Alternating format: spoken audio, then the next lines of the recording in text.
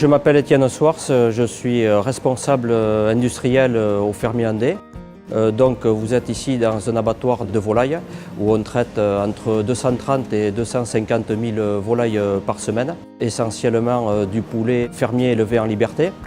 On a 4 étapes essentielles dans notre abattoir qui sont le ramassage des volailles, la partie abattage, la partie refroidissement et la partie découpe et conditionnement. La partie ramassage s'effectue la veille de l'abattage. Par contre, au niveau de l'abattoir, on a mis un système de brumisation pour abaisser les températures en été de 4 ou 5 degrés. Quand on a réussi cette étape de plumaison, nous allons passer sur la sélection des volailles. Donc, la sélection des volailles se fait par rapport au cahier des charges label. Donc il faut que ces volailles, pour qu'elles soient vendues, soient exemptes de tout défaut.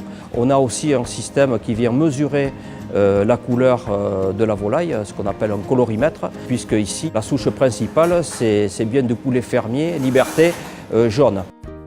Nous avons beaucoup de contrôles manuels sur les volailles. Ça veut dire que ce n'est pas parce qu'on a du travail qui est fait en automatique qu'on ne va pas venir contrôler, bien au contraire. On a posté à tous les niveaux de l'éviscération des postes de contrôle. On est équipé de chambres froides qui vont venir assécher le poulet, sortir toute l'humidité à l'intérieur du poulet. Ces volailles-là sont reçues en 2 heures de temps et on ramène les températures entre 2 et 4 degrés.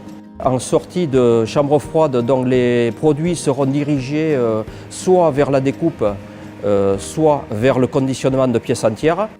Alors, le conditionnement, c'est un atelier très important. Là, on va venir emballer les produits. Là aussi, un contrôle qualité. Il y a un contrôle permanent de la qualité sur nos produits.